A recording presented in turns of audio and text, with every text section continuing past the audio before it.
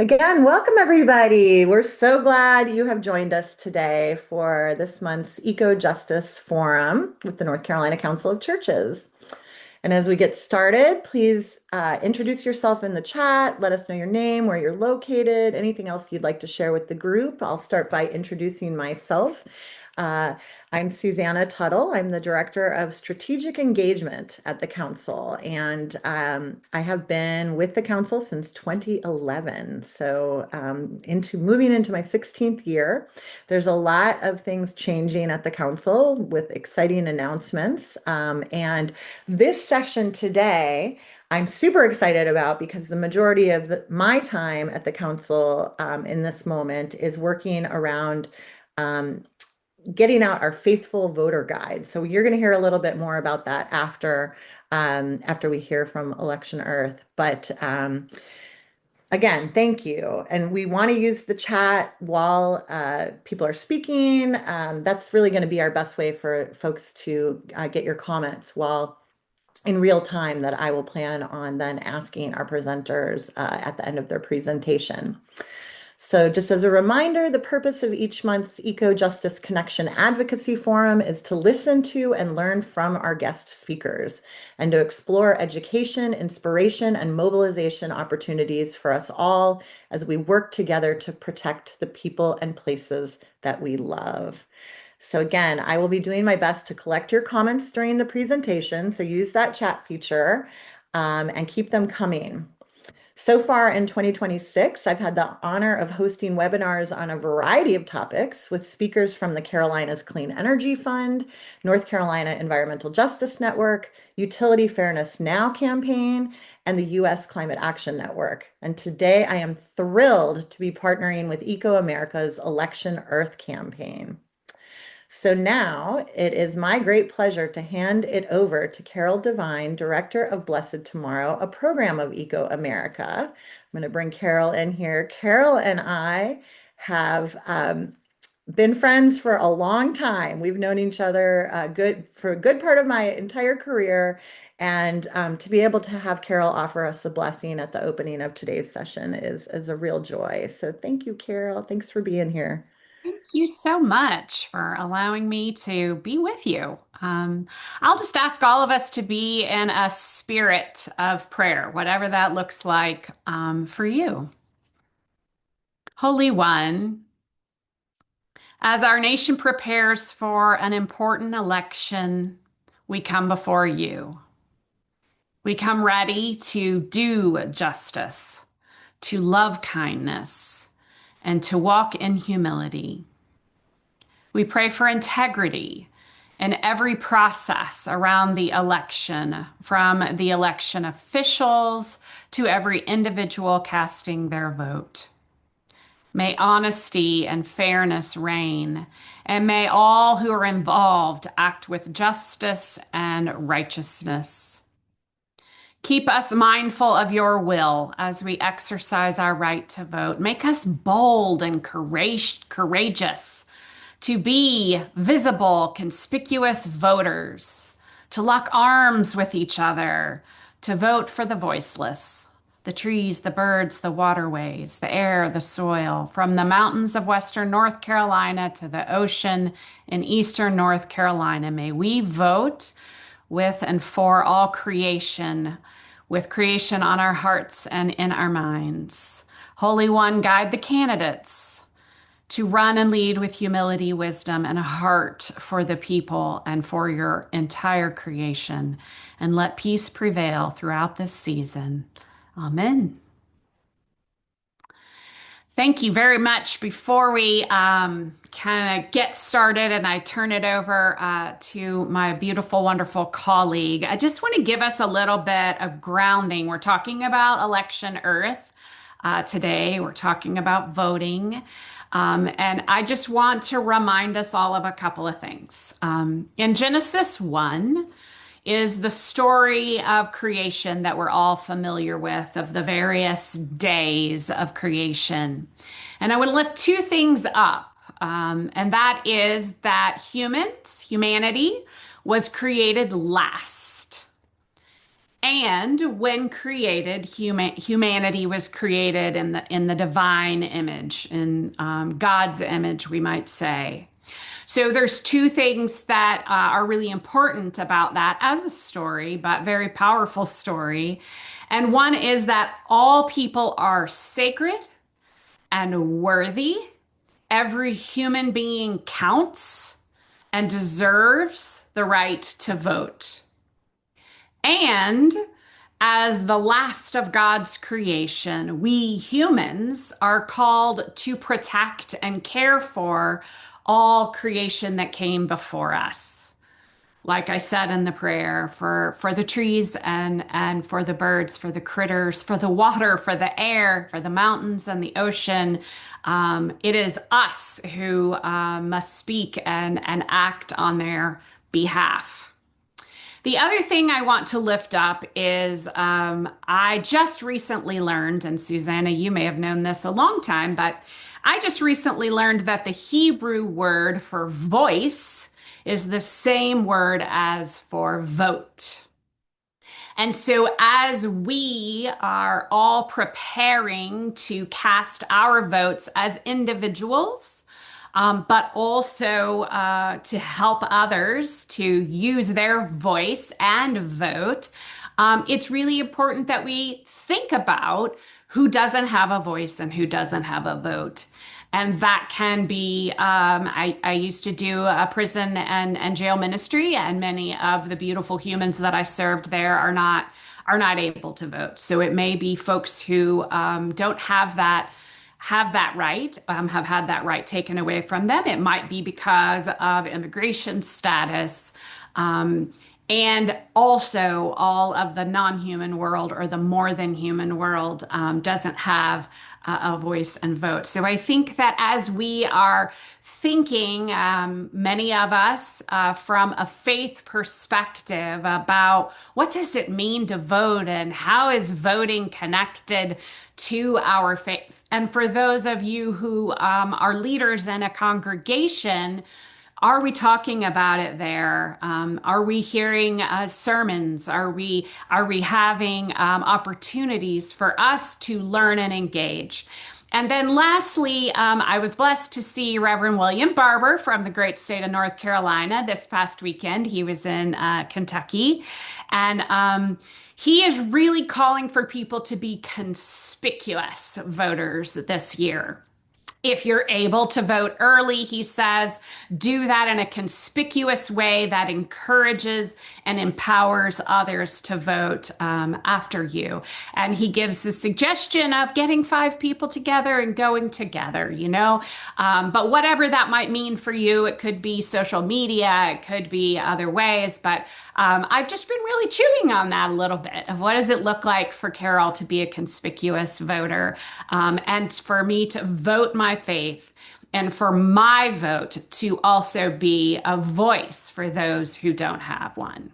And so I am now honored and blessed to bring my dear friend and colleague, Ashley Lane, who is the Senior Director of Network Activation at ecoAmerica. And Ashley, I get to work very closely with Ashley, and I'm so grateful for all the learnings I've gotten. But this election earth is of her own commitment and heart. And we're also supported and have with us our colleague, Eric Marquez. And so we're really grateful for Eric as well. So, Ashley, I turn it over to you. Thank you so Oh, much. thank you so much, Carol. I really appreciate the opening prayer and for the beautiful grounding. And hello, everyone. Thank you so much for having me. I'm so grateful to be here. As Carol mentioned, I'm Ashley Lane. I'm the Senior Director of Network Activation at ecoAmerica. I have been with the organization for over 13 years. I lead the Election Earth campaign, the Climate Ambassadors program, and all of our work to engage and mobilize the entire ecoAmerica network.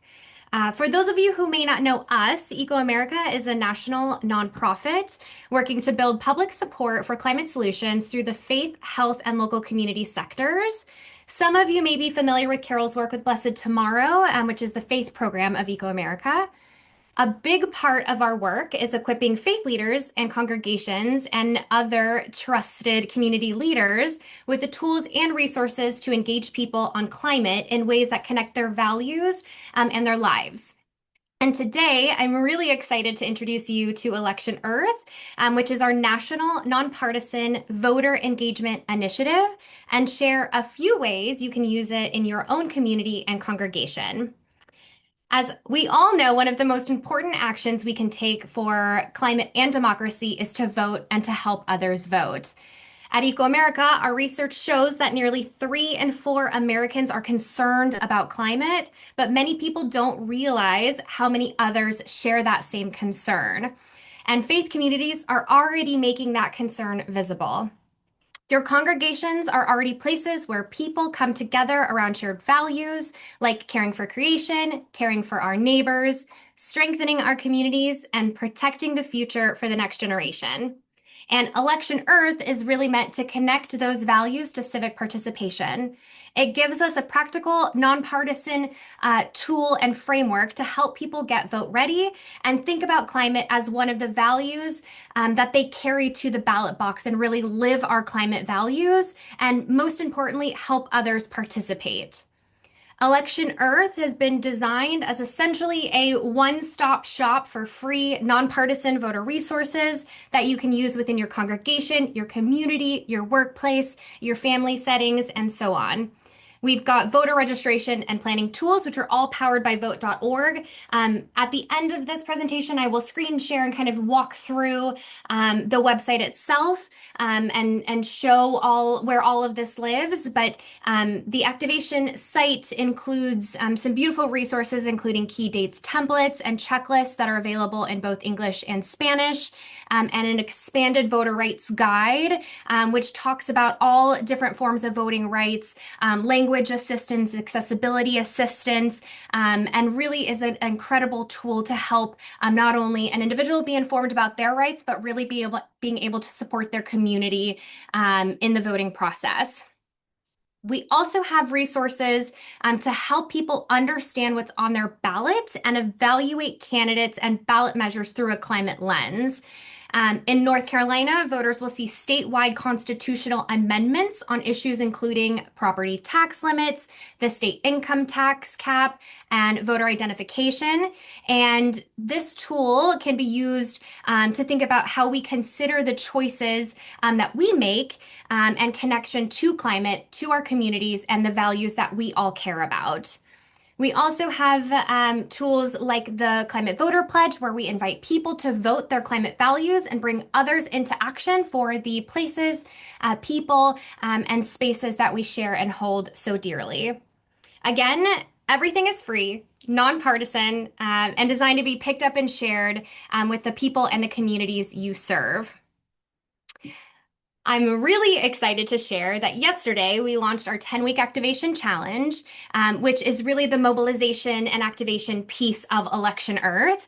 And this will carry us all the way through Election Day. Each week, we offer one clear action that you can take and share with your congregation and community, and we provide all the tools in which are needed to do so. We've built a comprehensive toolkit that includes some of the messaging, the action, any resources, and it's designed week by week to really have us have a collective action effort, weekly leading up to the election. One week might focus on checking your voter registration, another on making a voter plan, knowing your rights, understanding what's on the ballot, taking the climate voter pledge. And at the end of the day, it's all about getting yourself ready and bringing others into action with you. We know that the majority of people don't vote because somebody that they know hasn't asked them to, and we want to really step up to be the person who brings others along with us as we vote and make our voices heard.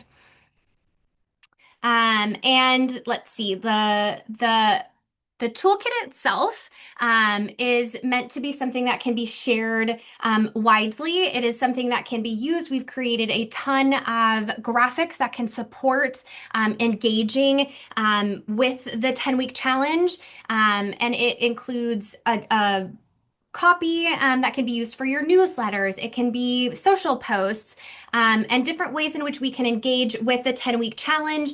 It could be something as sharing the voter registration link in your newsletter, putting an election deadline in your Sunday bulletin, sharing the climate voter pledge with your creation care ministry, or asking members to make a voting plan and help a few families and family members or friends or neighbors to help make one too.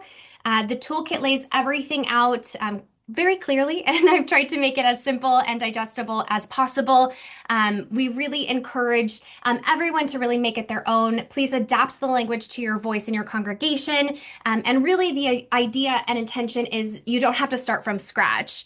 And so, with that, I am going to share my screen and walk through some of the resources that I have just talked about. I believe my colleagues have been putting links in the Zoom chat, so some of which you have been able to see.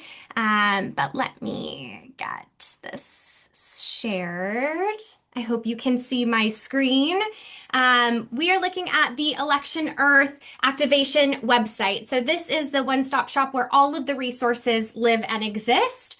On the homepage itself, if we scroll down, there is a Take Action section, which has all of the resources that are powered by vote.org. Things like registering to vote, checking your voter registration, signing up for election reminders, finding where your poll place is, requesting a ballot, previewing your ballot, and for those of us who have family members who are under 18, we can sign up to pledge to vote and get reminders when they're 18 so they can register to vote.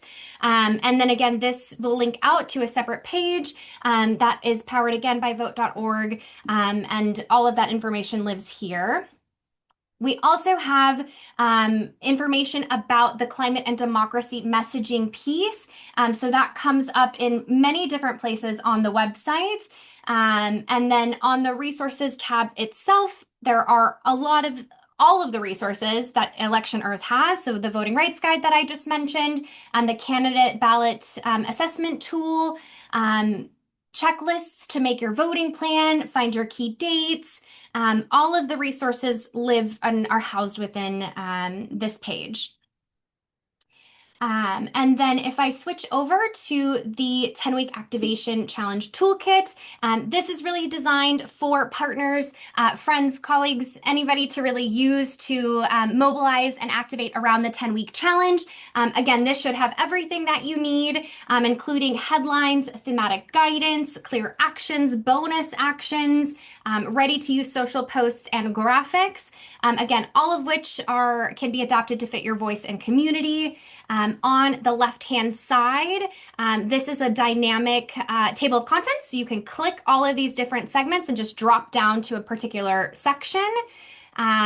This is just an overview of the 10-week challenge, so you can see what's coming ahead. So some of the activities, again, include making your voter plan, building your voter circle. We've got some beautiful postcards to Congress that will be free and can be requested that we will send out, and we can do in a group setting, volunteering at the polls, and so forth. And then as you go through each week, we've got the thematic guidance, the actions, and all of the resources and graphics to support that week, in addition to some of the social newsletter copy to support. So again, we can scroll down, go to each week, find the information, and then share it in a way that makes sense for your network and your community. I'm going to stop sharing my screen. And yeah, I want to say again, thank you for having me. I walked through the resources relatively quickly, so I would love to open it up for discussion, and just really grateful. I mean, this is the most important thing that we can be doing over the next several weeks, and climate progress depends on a healthy and functioning democracy, and a healthy democracy depends on all of us participating. So I'm really grateful to be here, and I would love to open the floor for discussion and talk about ways we can amplify and do this work together.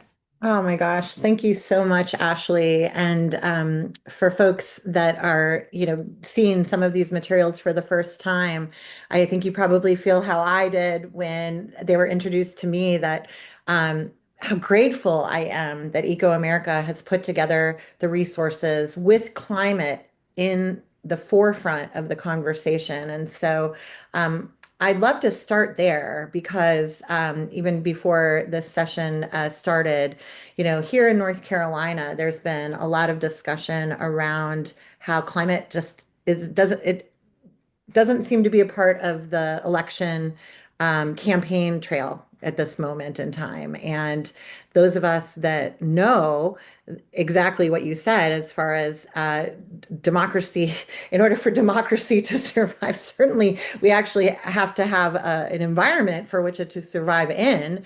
And so it's really refreshing to have Election Earth. Can you talk a little bit about how ecoAmerica decided, and or if you've put together these resources before, but I mean, just the 10-week toolkit for me as an organizer, as someone who's been in this space for a long time, I'm even thinking post-election because we're always voters, right?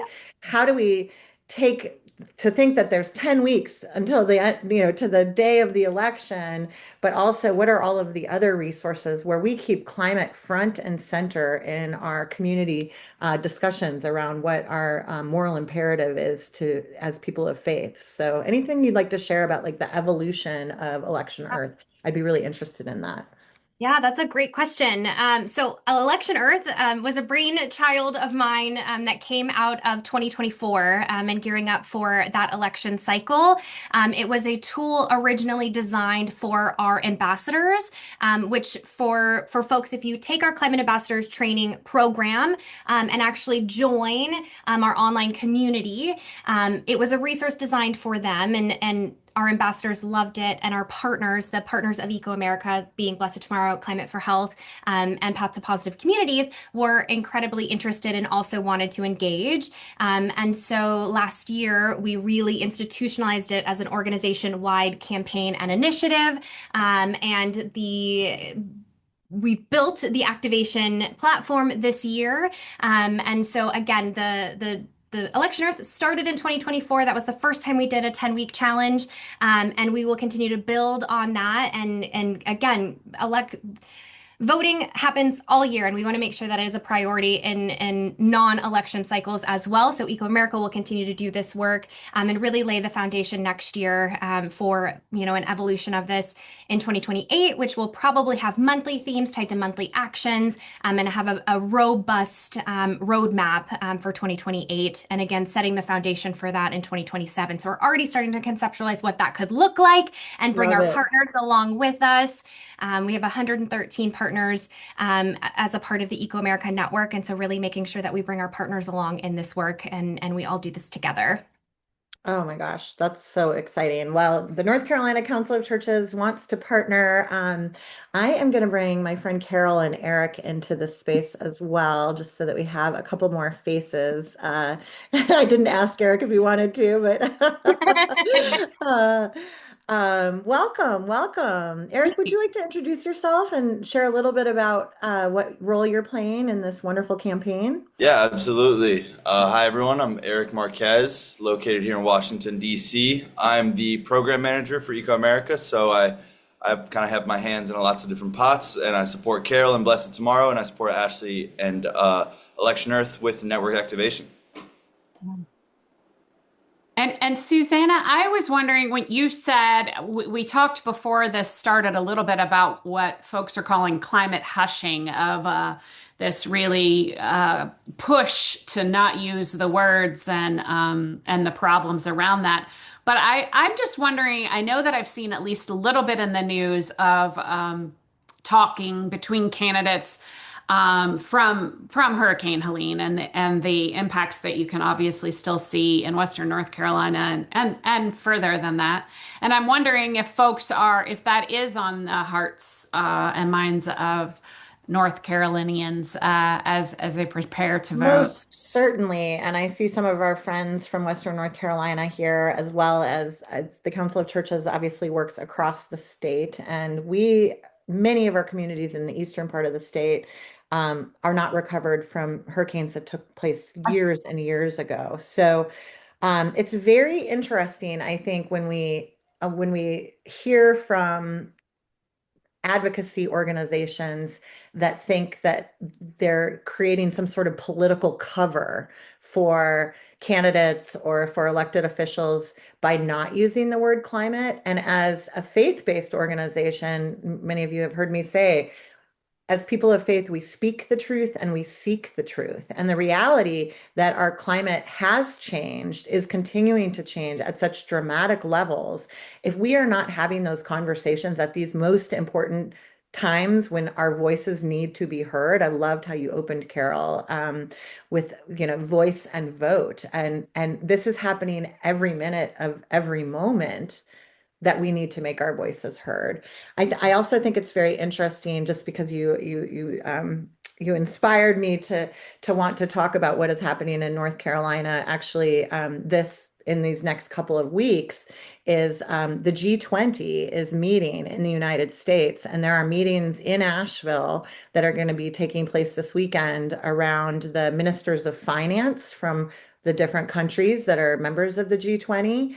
And it actually is breaking my heart that there's not, that there's this global convening taking place in a location where these folks will probably go and tour the Biltmore and see, all of the sort of beautiful aspects of what tourists at any other time might explore in the western part of the state. But the reality is that the finance has not come to help the people that need it most. And so when we're thinking about elections, so much of it is about the economy, right? And so how can we talk about the economy without talking about the climate? And what I have learned with you, Carol, and what I love about this Election Earth, these resources, is it's grounding us in what we all share, which is the ecosystem. And when Dr. Reverend Durley always talked about, the climate, the policy climate, the economic climate, what all of these different layers of what a climate is, the atmosphere of any circumstance.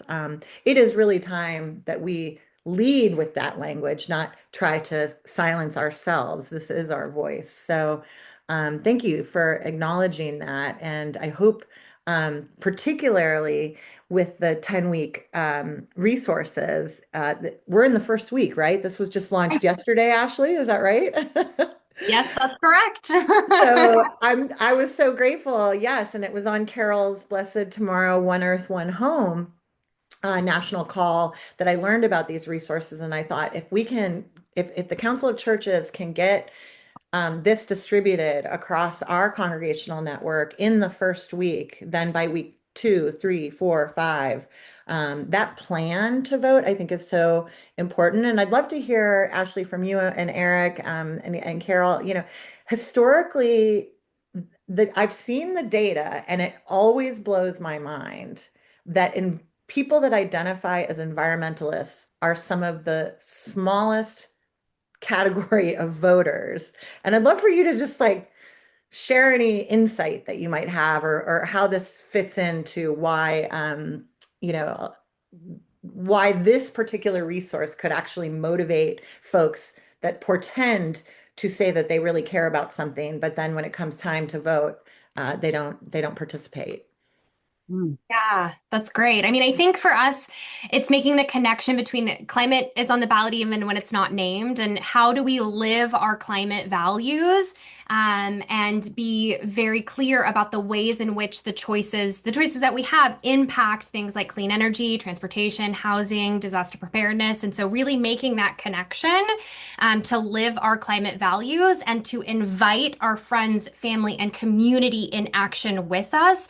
I mean, I think one of the most astonishing numbers that I saw is that like 83% of people didn't vote because somebody they know and trust didn't ask them to do so. And so it's really leaning into the relationships that we have within our community, and bringing folks along with us on that journey, to make sure that our voices are heard, and making the climate majority visible. Again, these are all things that we know 3 in 4 Americans care and are concerned about climate change, but don't think others around them have that same concern. And so how can we break down that barrier and make the climate majority visible in a way that that is meaningful this midterm. So that is what I hope that the 10-week activation challenge can do. So not only getting ourselves prepared, but also intentionally bringing our family, friends, community along with us. Yeah, I agree, and I have anytime we don't vote, we are voting, right? Yes. If you don't go to the polls, that's still a vote, but it is saying that you are willing to let somebody else decide. And so we hope that at ecoAmerica to form things in a way that folks can, as Ashley has said over and over again, use, edit, customize, make this in a positive way that we can do this together. And again, bringing up Reverend Barber, who is really encouraging us to connect with others, going back to what Ashley said of so many folks don't vote just because they didn't get around to it. You know, I think that was the number one reason. Why didn't you vote? I just didn't get around to it. Well, we need to help them get around to it, and invite them, come with me. Let's do it together. Let's make this a positive thing. I lived in Costa Rica for a couple of years, and I know Scott's on this call too, and he also did at a different time. But when I was there, there was a presidential election, and in Costa Rica, everybody votes, and it is like this positive, fun festival music. It's just like this. It's such a positive day and fun day. I wish that so much that we had something like that. But together, maybe we can make it that way, right? Maybe together we can have at our congregations groups go together. Then maybe have a little dinner or whatever. Yeah. Love it. Oh my gosh, completely. I mean, I'm definitely one of those people that as soon as I get that little sticker, it's a selfie and, Yeah. I'm like so proud.